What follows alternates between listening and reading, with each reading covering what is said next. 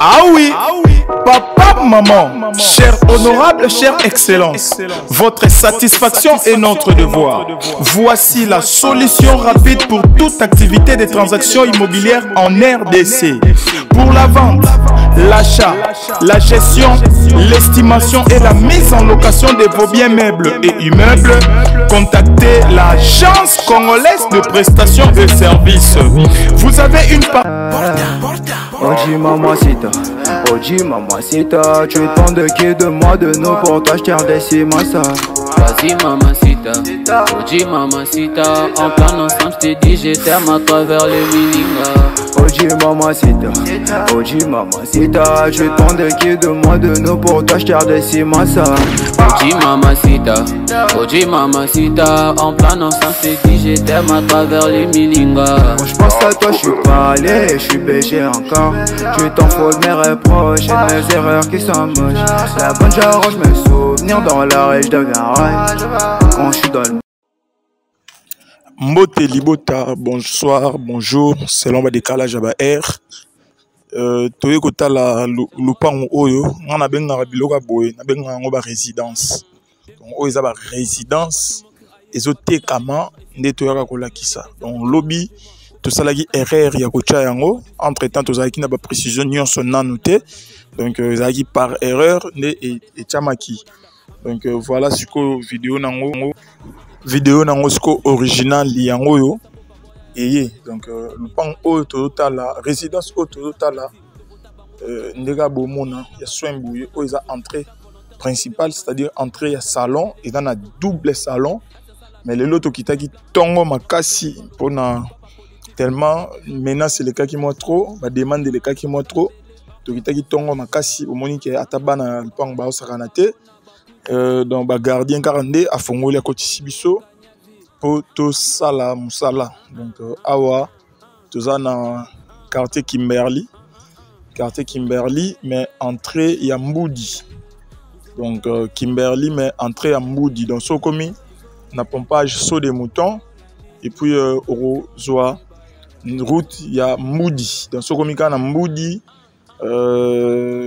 quelque part wana ndaku ezali wana. Donc ndaku oyo eza résidence oyo eza na 3 chambres, 2 salons, donc grand salon, petit salon. Eza na 3 salles de bain à kati. Salle de bain à chambre à parents, salle de bain à bana, salle de bain moko pour na ba toilette visiteur. Donc pour na ba visiteur et puis air toroba lukato mona toilette mususu ya libanda ezali. Donc toilette à libanda pe na ndenge nango ezali. Donc awa total na liboso ndenge lupango balona ba flair, ndenge lupango eza vraiment na ba norme, ndenge lupango eza bien, eza na ba goût. Et on monte ba tozo la kisana no liboso avant nyonso.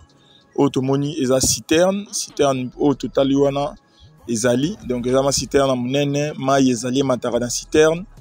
Machine ezali, tokutaki courant pe ezali. Machine nango ezo travailler. Donc awa eza véranda, ya entrée, ya salon. Donc ndako eza gaillard, ndako eza monene. Donc eza bien moni dans non bala mukité. To komi ba 7h non bala mukité baza non ya olala donc moi to kota na kati eza te pour na intimité. Donc mkolo nango ye monde zo fanda wana. Donc soki ateki akenayi. Azaza na bandako na ebele nde azoteka. Donc tozo tambola, tozo tala, tozo solola malembe onyo suzara liboso.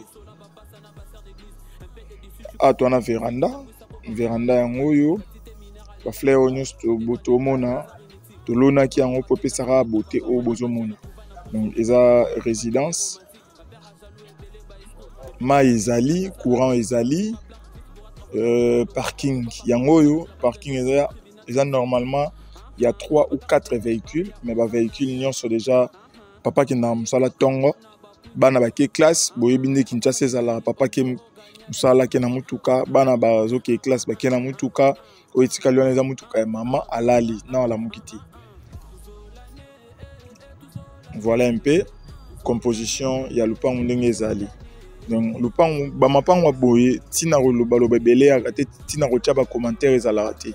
Nazo pesa kaka commune to na commune ya Mongafula commune ya Mongafula à partir ya magasin Kitambo qui donc so outil Kitambo magasin aujourd'hui pompage à partir ya pompage au nyonso wana et qui Mbudi Kimberly CPA eza Mongafula donc o eza sko na Mbudi donc au côté la nzela ya Mbudi mais eza na ngambu ya quartier Kimberly City donc transport kitoko o eza entrée cuisine donc sortir cuisine na moi véranda cuisine awa eza pelouse donc moi mini jardin et balona ba pelouse moi mini jardin ici quand lona moi bilanga moi pondu moi ndunda ndenge zala kaka ici kozo vanda moi ndunde zanga te moi matembele zanga te donc voilà quoi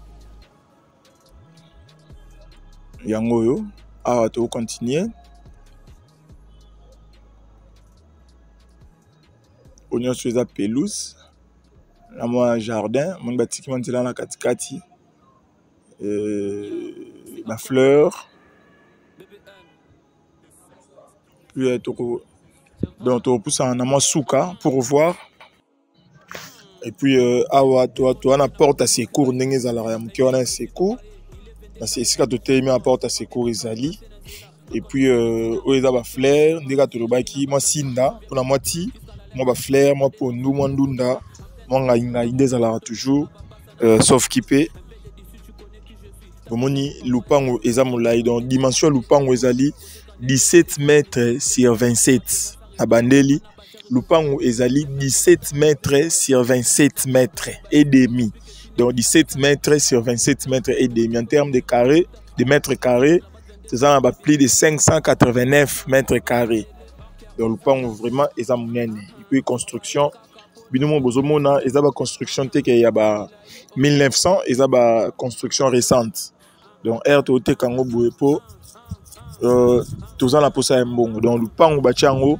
$140,000 à discuter tolobi bien $140,000 à discuter lupango eza monene 17 mètres sur 17 mètres sur 27 mètres et demi donc ils ont déjà plus de 589 mètres carrés donc qui n'a pas 600 mètres carrés donc le pan ils ont déjà dans les bons par rapport à mètres carrés par rapport à la dimension et puis par rapport à la construction donc le pan ils ont respecté quelques normes donc les gars de l'obaki le pan vraiment ils ont respecté les normes donc à Nyos Botali entrée à secours il y a ciment tolakisi entrée à porte il y a cuisine tolakisi donc tolakisi presque biloko tout moni auto zoomé ba voisin pour épesa image ya ba voisin de bazali par rapport ya ba appartement za pembeni par rapport ya construction ndenge ezali en attendant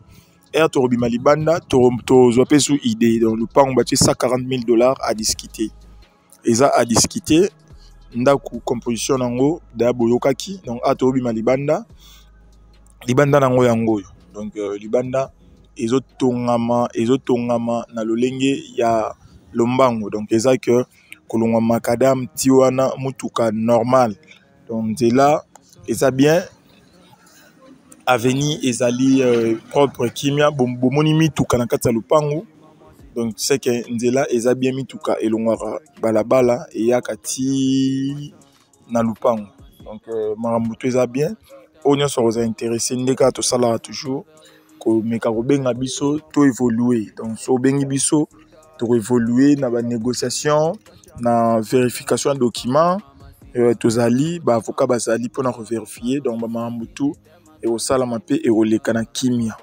Donc bonne chance à tout le monde pour na ba oba aux intéressés. Pour na ba oba aux intéressés te ko bengate ko komate pour na ko distraire biso to ko lexa biso temps.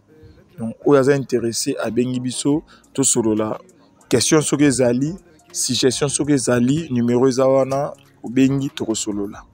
Donc ba question sur za nango komela biso na WhatsApp te me benga pour soko komi peut-être te répondre te ko sala mabe mais ko commander eza plus avantageux donc ngala suki wana bonne chance à tout le monde. Merci beaucoup. Bye.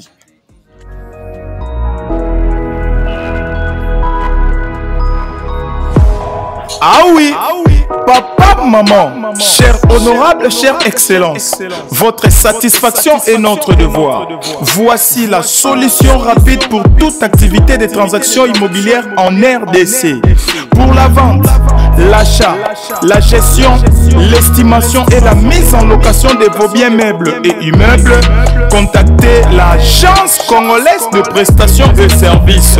Vous avez une parcelle à vendre, un terrain, une villa, une concession, un bureau et un appartement à vendre ou à louer partout en RDC. Veuillez nous contacter.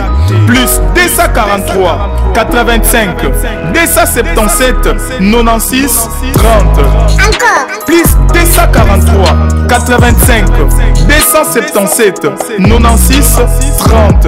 Vous souhaitez posséder un bien immobilier ou un logement avec